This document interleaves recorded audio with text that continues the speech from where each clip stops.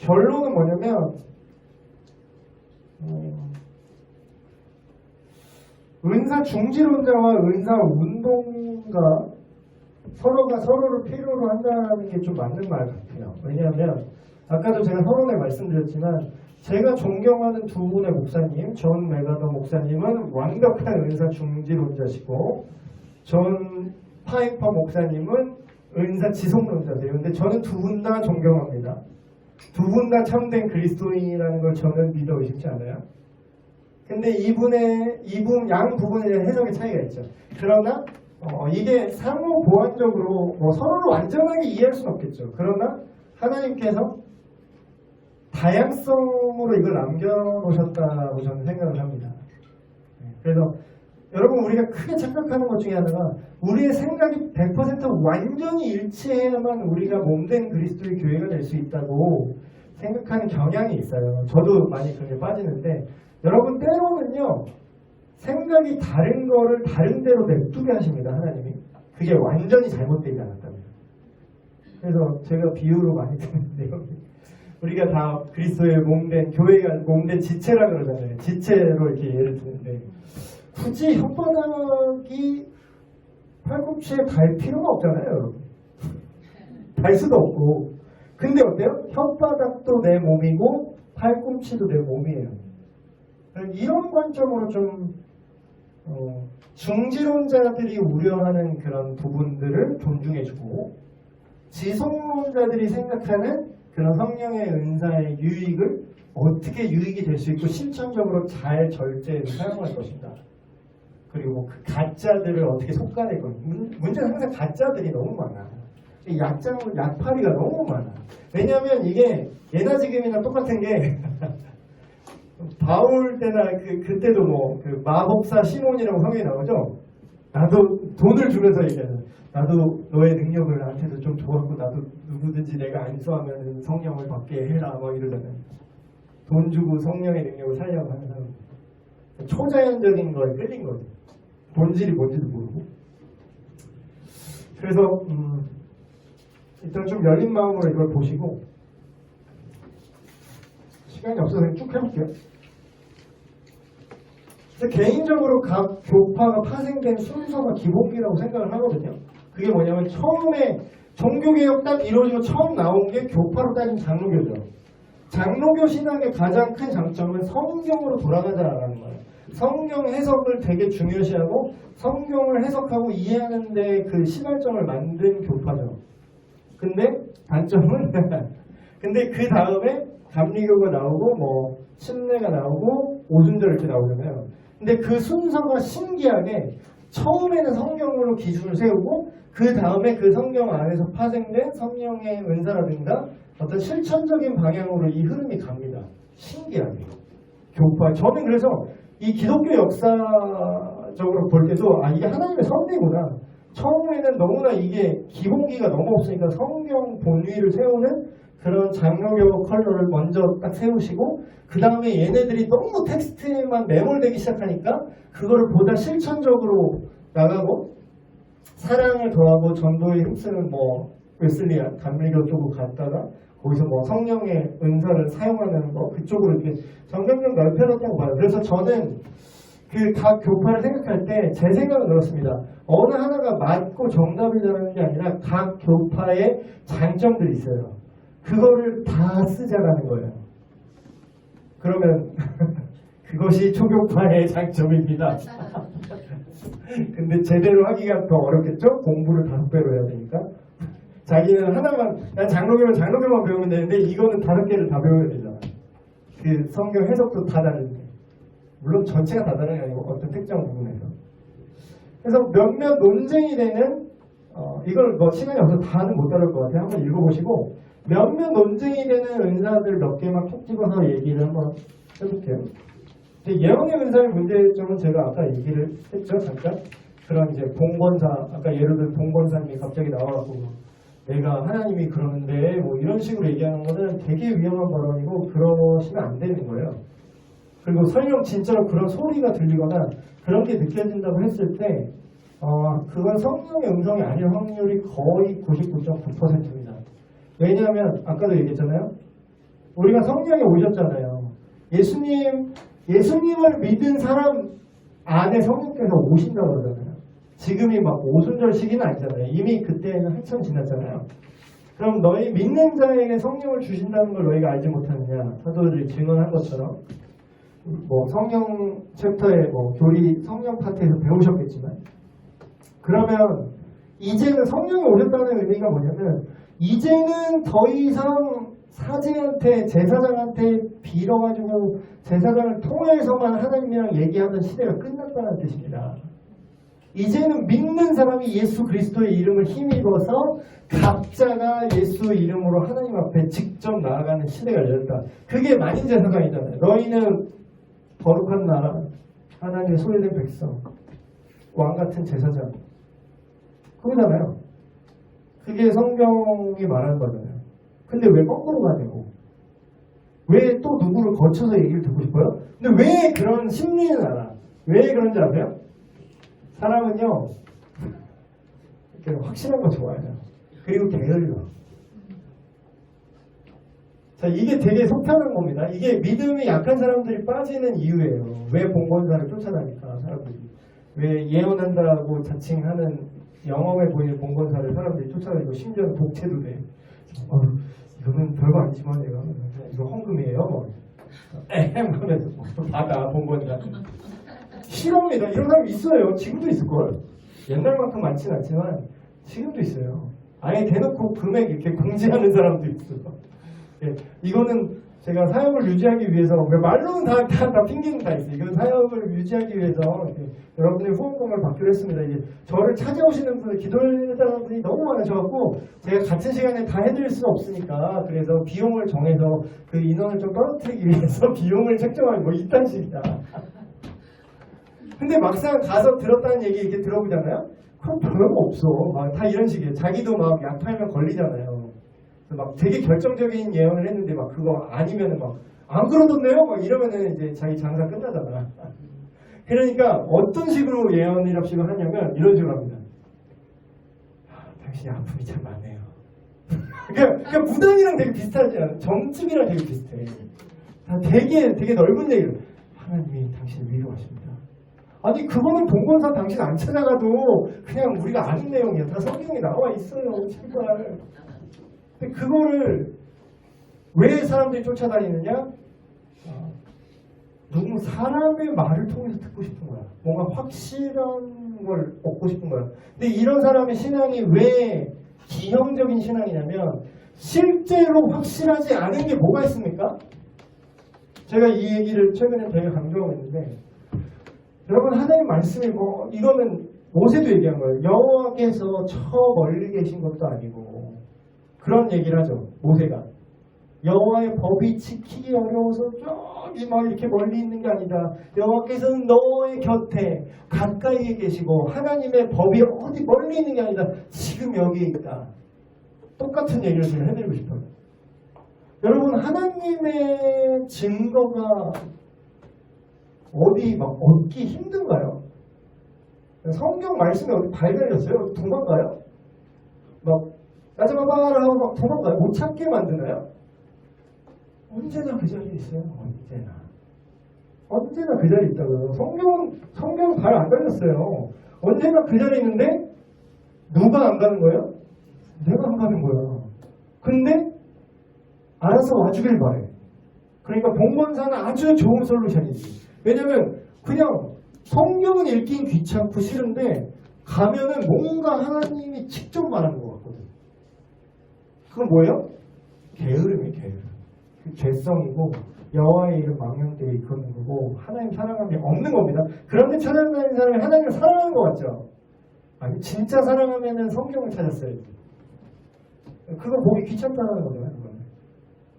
너무 후렵해나요? 목사님이 이미 죽었어요. 그만 때리세요. 팩트 북해 교회 이미 죽었어. 너덜너덜. 그래서 예언, 그러면 진짜 예언은 뭡니까 도대체? 그럼 이건 제가 가짜 예언을 지금 예를 들어서 얘기하는 진짜 예언은 뭐냐면 우리가 생각하는 것만큼 그렇게 대단한 건 아니에요. 사실 성령께서 하시는 예언이. 자세한 걸 읽어보시고 그냥 제가 간단하게 한마디로 하면 이런 거예요. 진짜 예언의 은사를 경험한 거, 그 케이스를 제가 예를 들어서 얘기를 해볼게요. 어느 날 뭐 제가 예언의 은사가 있게 하는 건 아닙니다. 그냥 예를 드는 거예요. 신목사가 설교 준비를 하잖아요. 그러니까 사실 초자연적인 거 좋아하는 사람은 설교 준비 안 하고 막 그냥 올라오는 거예요. 성령께서 하시는 말씀을 그냥 기도하고 성령께서 감동 주신 대로 얘기하려고 올라왔습니다. 이런 사람도 있어. 그러다가 우리 목사님 영험하시구나 또 이렇게 하는데 그거 아니에요. 그거 아닙니다.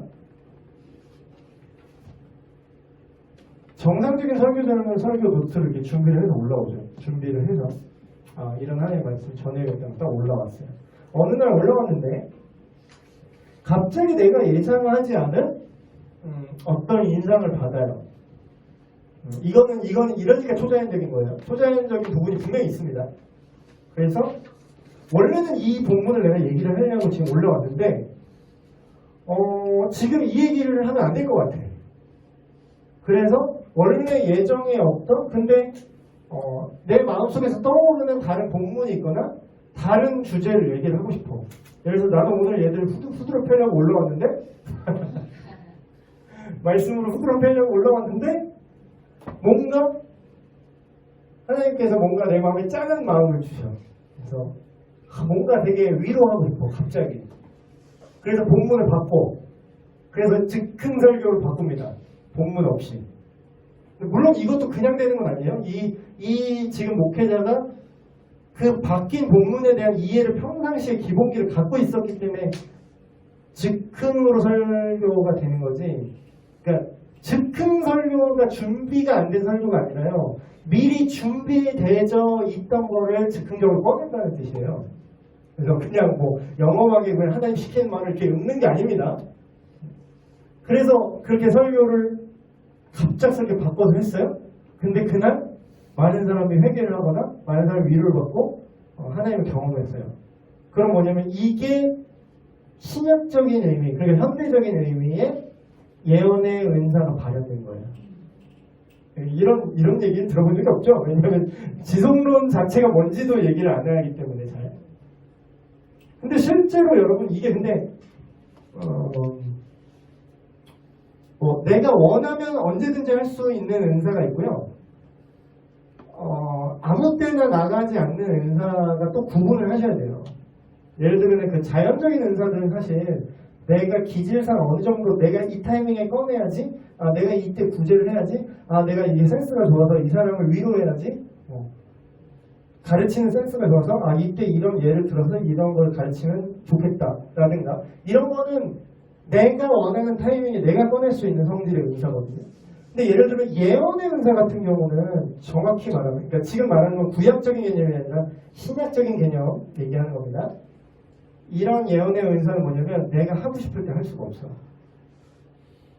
생각해보세요. 이게 된다면은 신학교는 왜 필요한가요?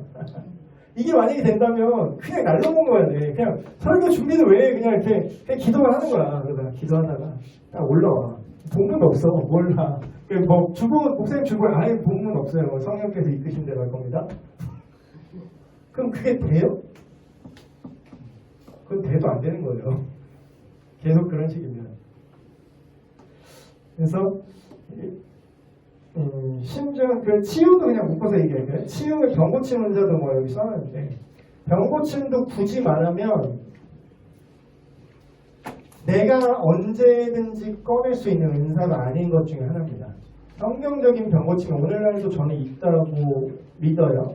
근데 저는 그게 지속론자긴 하지만 그래도 중립적인 입장에 가까운 게 뭐냐면 사람들이요, 예를 들어서 어느 치유 집회 막 유행했잖아. 지금 모 장로님, S 장로님, S 뭐 기철 장로님, 뭐 해가지고 치유 집회 뭐 이렇게 가고 거기 우리 처제도 쫓아갔어요. 그래서 허리 디스크 있는데 거기서 막 낫다고 이렇게 왔어요. 너무 실명 거론 안 했어. 우리 처제가 누군지 알게 뭐야. 우리 처제가 누군지 알게 뭐야. 그래서 뭐 얼굴 병 났다고 막 좋아하면서 왔어요. 그래서 근데 제가 그랬어요. 처제한테. 근데 그래서 계속 괜찮아요. 그랬더니 몇 개월 지나니까 또 아프대요. 병원 간 거랑. 근데 이제 저는 그거에 대해서 거기 그런 집회에서 얘기하는 거는 거기에 성령의 임재하심이 있고 거기에 치유의 어떤 기운이 있고 치유의 은사가 있기 때문에 그 집회에 오시면 병이 난다라는 거죠. 근데 저는 그 생각에 100% 동의하기가 힘든 게 그러면은 뭔가 어떤 인간이 어떤 특정 조건을 만족하면은 원하는 타이밍에 원하는 순간에 병을 낫게 할 수 있다는 거랑 똑같은 얘기죠. 그렇죠? 본인은 그렇게 얘기 안 할 수 있어. 근데 사실상 그렇잖아요. 그 치유 집회 하는 날짜가 있을 거 아니야. 그때 가서 뭐 기도받으면 난다는 거 아니야. 그렇죠? 근데 또 거기서 또 뭐 약간 보험처럼 뭐 믿음이 있어야 납니다. 뭐 이렇게 항상 빠져나가고 뭐 항상 만들어 놓으시더라고요. 근데 만약에 그게 맞다면 만약에 정말로 치유의 현대적인 의미의 치유의 은사라는 게 내가 하나님으로부터 어떤 권능을 부여받아서 내가 원하는 타이밍에 내가 원하는 사람에게 나을지어다 하면은 나을 수 있다면 이런 개념이라면 이건 성경적이지 않아요. 왜냐하면 심지어는 바울 형님 예를 하나만 들까요? 바울 형님 예 하나만 들게요. 바울 형님이 병 고치는 일 독사가 물어도 죽지도 않고 거의 뭐 초인적인 은사들을 많이 보여주셨죠? 초인적인 일들을 많이 행했어요.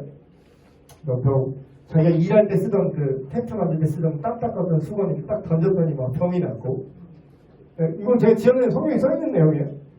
치유가 나갔어요. 치유의 능력을 경험하고 치유의 은사가 사용되어졌어요. 여기까지 맞아요. 근데 그러면 사도 바울에게 치유의 은사가 있었느냐 없었느냐? 은사주의 쪽에서는 바울은 은사자다라고 말하고요.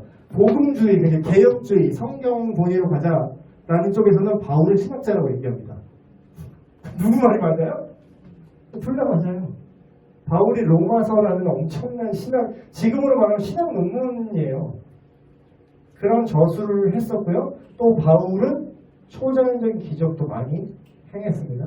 근데 만약에 치유라는 개념이 성경적인 병고침의 은사가 내가 원할 때 된다면 바울이 무슨 기도하죠? 여러분 알잖아요.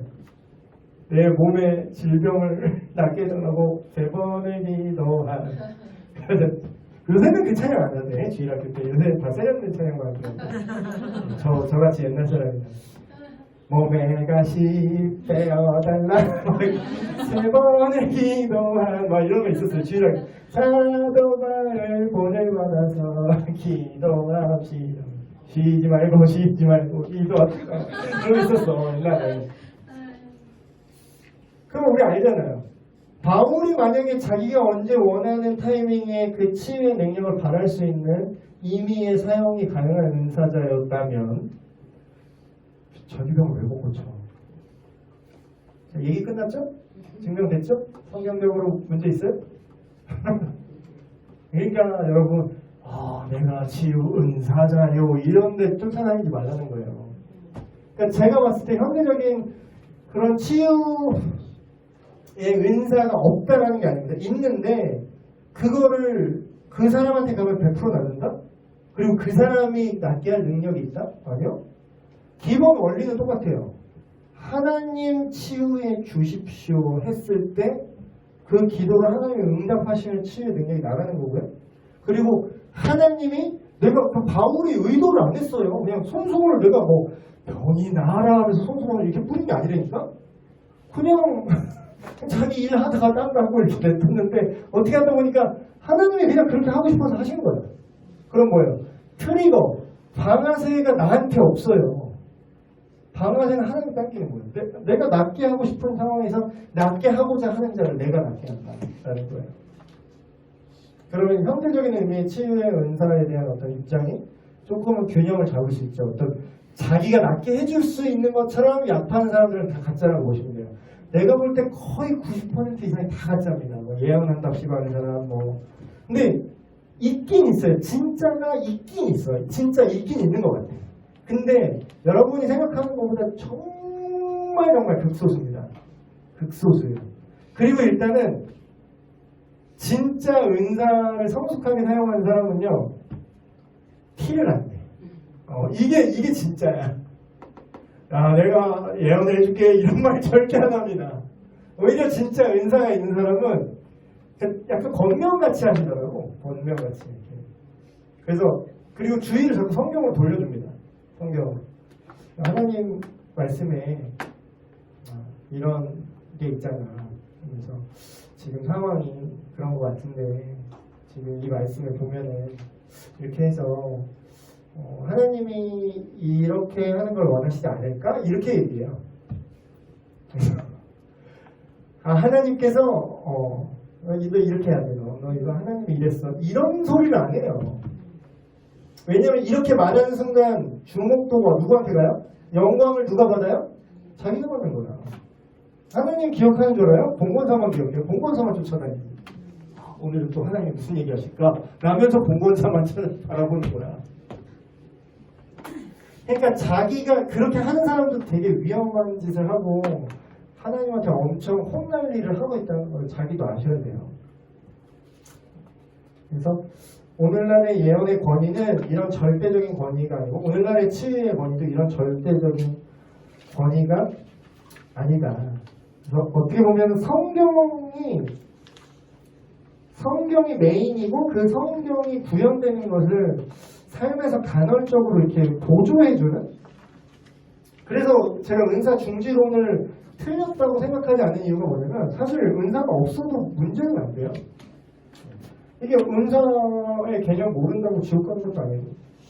정상적인 신앙생활이 불가능한 것도 아니에요. 오히려 차라리 그렇게 어줍지 않게 은사 이상하게 쓰고 막 그렇게 신비신비하고 이상한 짓 할 바에는 차라리 중지론이. 나는 만약에 저는 제 개인적으로 양극단 중에 하나만 골라야 된다면 저는 중지론을 고를 거예요. 왜냐하면 이게 안전하거든. 그래도 이게 완전히 맞는 말은 아니지만 적어도 끝까지 가서 막 골수로 갔을 때 여기는 진짜 사고를 많이 치고 여기는 그래도 사고는 안 쳐. 조금 답답할 뿐이야.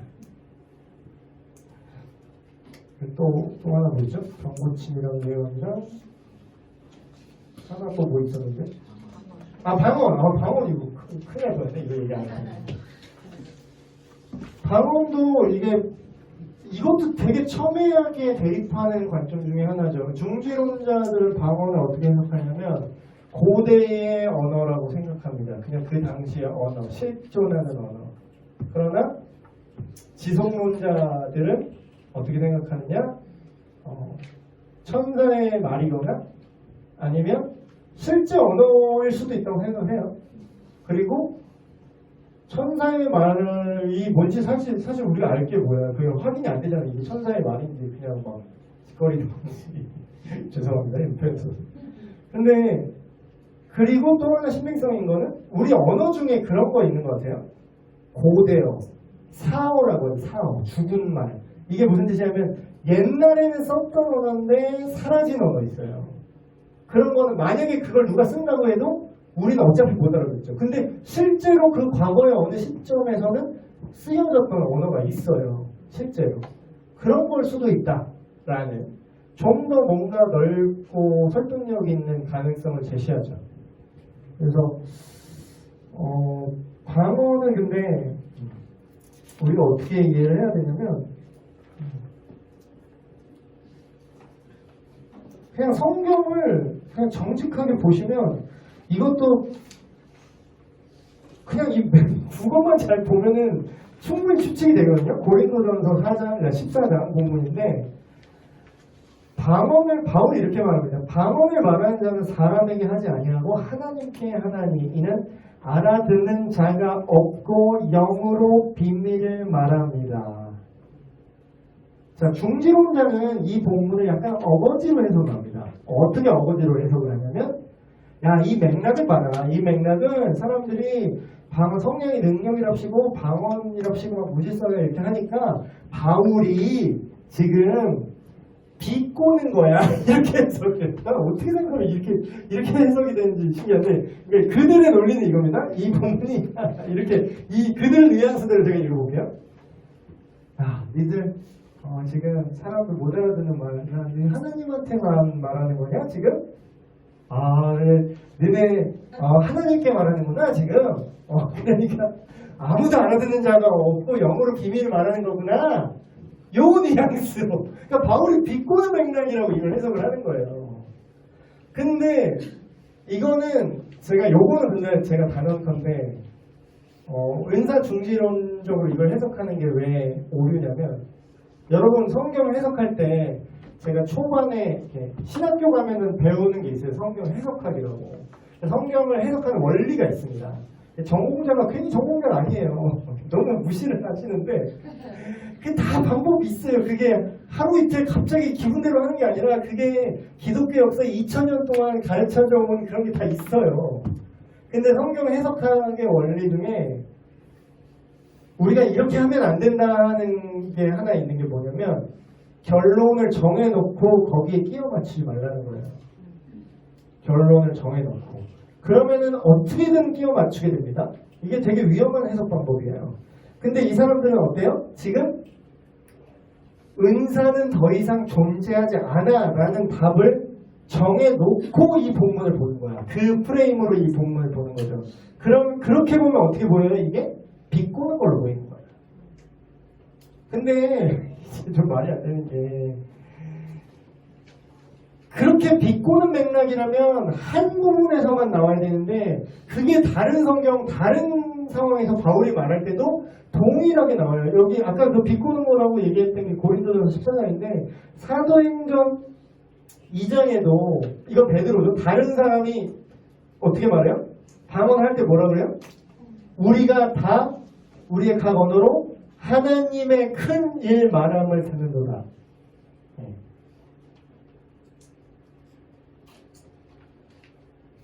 그래서 영어로 비밀을 말한다라는 게 이게 비꼬는 맥락으로 이야기는 너무 이 한 본문 가지고만 해석을 해야 돼요.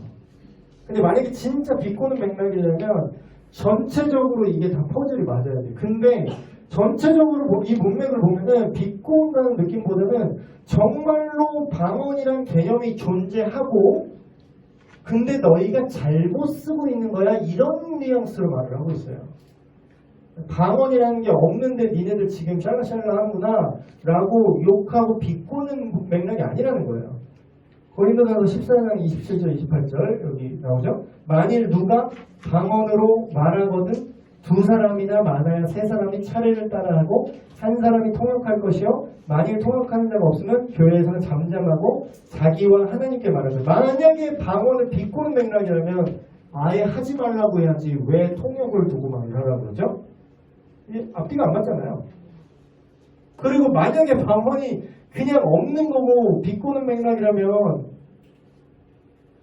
잠잠하고 그냥 잠잠해라는 말 해야지 잠잠하고 너 혼자와 하나님과만 말해라 이게 말이 안 되잖아. 제가 또 반복적으로 말합니다. 한글만 똑바로 할 줄 알아도 이해를 한다 못한다? 그건 그냥 지성으로만 본 거예요 지금. 그런 거예요. 여러분 은사 중지 방언이 오늘날에 없다고 믿는 게 맞습니까? 없어졌다는 말이 없어요. 성경에. 그리고 신약 시대는 방언을 하지 말라는 게 아니라 제대로 해라라고 얘기를 하는 거예요. 똑바로 해라. 질서 있게 해라. 그래서 제가 좀 이거는 좀 깔 얘기인데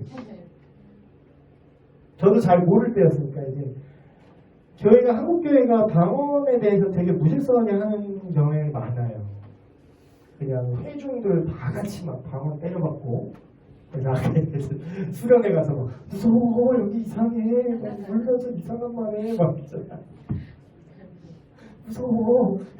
근데 그 얘기가 여기 사도 바울 얘기하는 거죠. 그게 모르는 자들한테 덕이 안 된다라는 거예요. 그게 오히려 이상한 사교 집단 아니냐 말해서 공포감만 조장하고 그게 아무런 덕이 안 돼요. 교회를 세우는데 아무런 오히려 방해가 돼 그렇게 하면. 그래서 시간이 없어서 그냥 정말 실전적인 얘기만 하면 방언은 되게 유익합니다.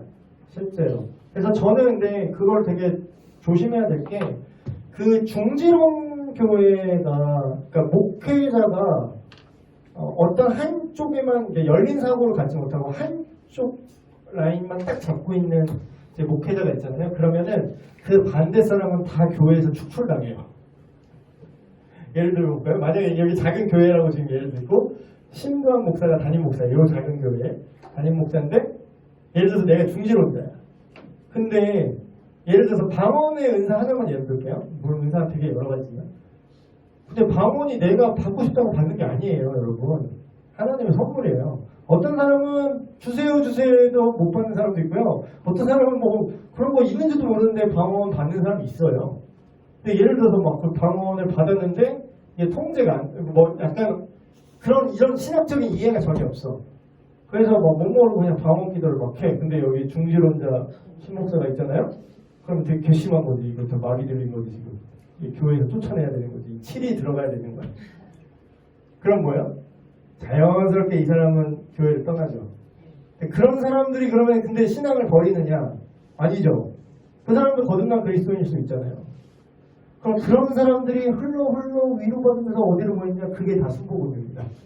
한국 교회의 역사에 실제로 성령의 능력이 막 일어나는데 목회자들이 그 신학적인 이해가 없는 거야. 그러니까 한국 교회 성장이 너무 빨리 일어났는데 그걸 뒷받침하는 신학적 훈련이 안 돼 있는 상태에서 몸집이 더 빨리 큰 거야. 그러니까 이제 성장통처럼 뼈가 빨리 자라는데 근육이랑 인대가 그걸 못 받쳐주는 것처럼 교회는 커지고 사람들 많고 성령의 은사도 막 받은 사람이 있는데 목사가 그걸 어떻게 해야 되는지 모르니까 쫓아내는 거야.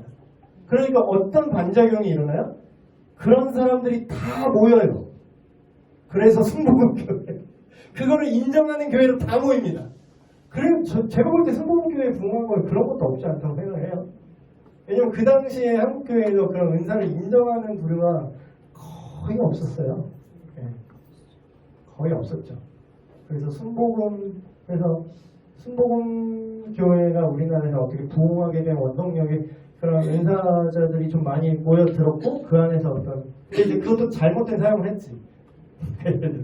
그래서 그 문화가 생긴 거예요. 근데 되게 웃긴 건 뭐냐면 이게 또 역수입해오는 거 알아요? 그러니까 이게 신학이 없으면 이게 교리를 모르고 신학이 없으면 뭐가 문제냐면요.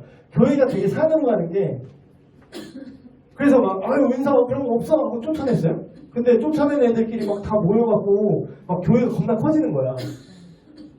그래서 그 안에서 뭔데 딱 보니까 얘네 뭐 하는데 이렇게 커지지? 봤는데 가서 막 방언을 막 때려 버리고 마샤샤나라 막 이러면서 막 되게 뜨겁게 방언으로 막 때려 막 지금 이게 바울이 하지 말란 대로 겁나 하고 있거든.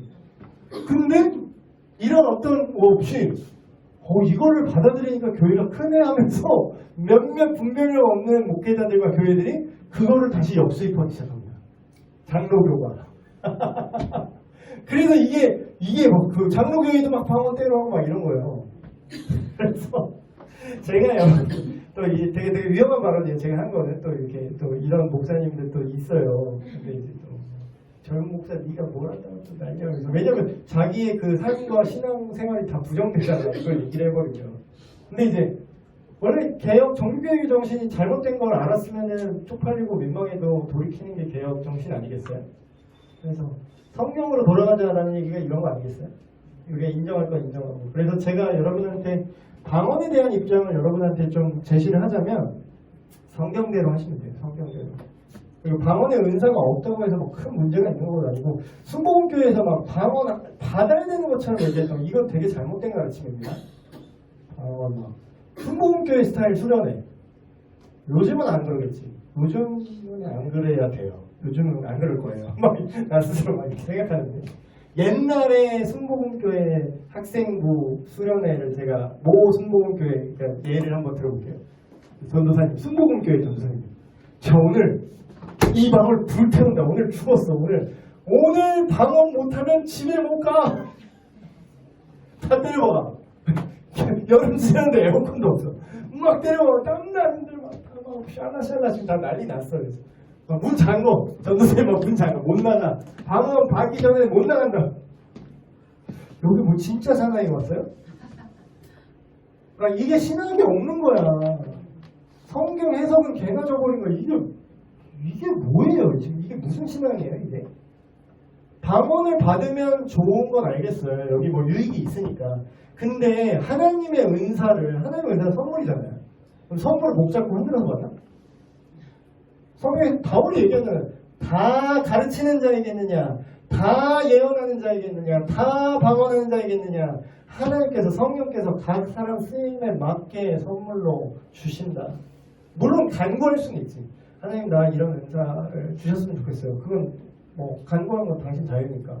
근데 당신이 원한다고 해서 하나님이 100% 줘야 된다는 그건 무슨 생각이죠?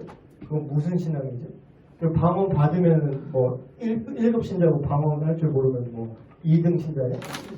그건 어디서 배워먹은 신앙이지? 그러니까 순복음이 욕먹은 거예요 옛날에. 지금 그러면 안 돼. 지금은 이게 신학 학문이 이렇게 발달했는데 성경 해석이 지금 누구나 평신도도 좀 그냥 빠릿하면은 뭐 그냥 논문 검색하면 다 나오는 건데 무슨 지금까지 설마 그러진 않겠지. 근데 그런 교회가 있을까 봐요. 무섭네요. 그래서 방언을 하려면 여러분이 적어도 만약 방언의 은사를 받으셨다. 근데 뭐 여기 우리 교회는 중앙서수교회는 방언 이제 꺼내면 금요기도회 같은 데 방언 정말 딴 교회처럼 샬라샬라 크게 좀 속 시원하게 하고 싶은데 여기는 막 방언하면 누가 모 권사님이 쪽지에다가 조용히한테 써가지고 이렇게 손에다 이렇게 쥐어주고 가시잖아요. 근데 우리 교회 되게 점잖아요. 그래도 우리 교회는 되게 점잖은 스타일이야. 안 됩니다 하긴 하는데 하지마 이런 것도 아니고 혼자 되게 힘들어하시고 종이에 써갖고 이렇게 조용히 좀 해주세요 막 이런 식이잖아. 난 되게 귀여운 것 같아요 우리 교회. 근데 제가 가이드라인을 알려드릴게요. 혹여나 뭐 그거를 중지론자들, 우리 교회는 제가 볼 때 중지론자들과 지성론자들이 섞여 있고 중지론자 비율이 더 많은 것 같아요. 제가 느낄 때는. 근데 일단은 방언의 은사를 그래도 하나님께 주셨는데 그러면은 뭐 안 쓸 수는 없잖아요. 그러면은 성경대로 하세요. 그냥 혼자 하세요 혼자. 그걸 왜 자랑할 필요가 없잖아. 방언 받은 거 자랑하고 싶어요? 근데 방언도 제대로 된 방언이 흔치 않고 방언의 은사가 있다고 해서 더 흔치 않은 건 뭔지 아세요? 방언 통역 은사는 더 희귀해요. 더 희귀해. 그래서 지금 바울이 얘기하는 이게 방언하는 자는 통역하는 자 두세 사람이 이렇게 돌아가면서 해라. 이게 저는 이거를 제가 뭐 그렇게 오래 살진 않았지만 제가 6살 때부터 교회를 다녔는데 그럼 지금 한 30년 넘게 다닌 거거든요. 30년 넘게 교회를 다녔는데 방언을 하는 걸 통역하는 걸 본 적이 한 번도 없습니다. 한 번도 없어요. 아니 들어본 적도 없어. 그 이상한 사이비는 들어봤다. 막 영서라 그래가지고 막 이상한 거 막 써가지고 그것이 알고 싶다 뭐 이런 데 나왔잖아요. 막. 자 이거 뭐라고 쓰신 거예요? 막 자기가 이제 통변한대. 아 이거는 이런 말입니다. 똑같은 말 써보세요. 못 써. 막 써. 아 이런 뜻입니다. 아까랑 써있는 글자가 달라. 이런 식이에요. 막 녹음해서 지금 방언 한번 해보세요. 막 녹음했어요. 이게 실험으로 했어요. 녹음 막 했어요. 방언이라고 치고 막 했는데 녹음했어요. 그래서 자 통역 당신이 지금 통역의 은사가 있다고 주장하니까 통역해보세요. 그래서 어쩌고 저쩌고 이런 뜻이래. 그래서 똑같은 내용 얘기해보세요. 샬라샬라 했는데 녹음해서 틀어보니까 아까랑 틀려. 자, 여러분 진짜는 그렇게 많지 않아요. 근데 진짜가 없진 않아요. 그래서 방언의 은사는 그래도 조금 있어요. 그래서 그 방언의 은사를 혹시라도 받으셨거나 받기 원하신 분들은 이런 절제를 잘 하시고 실제로 성경에서도요. 우리가 되게 착각하는 게 방언의 은사가 막 주체할 수 없어서 성령께서 막 계속 말하게 하셔서 막 말이 내가 참을 수가 없고 막 그냥 막 방언 터진다고 이렇게 표현하잖아요. 근데 그거는 초반에나 처음에나 그렇고 심지어는 그 사도행전 2장에 성령 강림 때 이제 성령이 말하게 하시는 이 장면 나오잖아요. 여기서도 성경을 자세히 보세요. 이게 황홀경 상태가 아닙니다. 트랜스 상태가 아니에요. 내가 자신을 통제하지 못하는 상태가 아니라 이때 처음 강림하셨을 때 방언을 하는 사람들조차도 자기가 의식적으로 멈추려고 하면 멈출 수가 있었어요. 어떤 느낌인지 아시겠어요? 그래서 실제로 개인적으로 통변이 안 되시면 개인적으로 근데 유익이 있긴 있어요. 왜냐면 사람이 정말 다운되면요 기도하기가 되게 힘들어지는 거 아시나요? 근데 방언의 은사는 성령께서 하나님께서 시키시고 간구하시는 그런 기도이기 때문에 내 상태가 좋고 나쁨과 상관이 없어요. 그래서 그냥 언제든지 가능하고, 그래서 이게 정말 의외로 큰 장점이고, 그래서 이거를 좀 내 자신을, 그러니까 그 방언에 대한 바울의 평가가 있잖아요. 개인의 덕을 세운다. 개인 신앙 성장과 개인 신앙을 이제 보호하고 유지하는 거, 여기에 확실히 메리트가 있긴 한 것 같습니다. 근데 올바로 썼을 때. 근데 당신이 그 은사가 있다고 해서 당신이 없는 사람보다 더 믿음이 좋거나 더 뛰어난 건 결코 아니에요. 그래서 오늘 은사에 대한 그런 얘기, 나중에 좀 이런 거를 좀 좋아를 하시는 분위기면 더 재밌는 얘기 많이 할 수도 있는데 또 조심스러운 분들 또 목사님 그런 얘기 하지 마세요. 쪽지 올까봐 여기까지만 얘기하겠습니다. 기도하러 마치겠습니다. 하나님 아버지, 사랑하는 교사들 또한 세가족 부모님들 이 자리에 나와서 늦은 시간까지 하나님의 말씀을 깊게 깨달아 알고자 이 자리에 계속 있습니다. 하나님 이들을 축복하시고 이들을 격려하시고 이들에게 힘을 주시옵소서. 또한 오늘 우리가 알아본 성령님의 은사, 초자연적인 은사와 자연적인 은사 모두를 우리 각 사람 필요에 맞게 하나님이 선하게 여기시는 그대로 우리에게 선물로 주시옵소서. 우리가 그 받은 은사를 내팽겨치고 사용하지 않는 것이 아니라 감사함으로 그 은사를 갈고 닦아서 더욱더 하나님 나라를 세워가고 우리 개인의 덕을 세우고 교회의 덕을 세우고 복음을 전하는데 그 모든 것을 사용할 수 있도록 주님 깨닫게 하여 주시옵소서. 우리 주 예수 그리스도의 이름으로 기도합니다. 네, 마쳤습니다.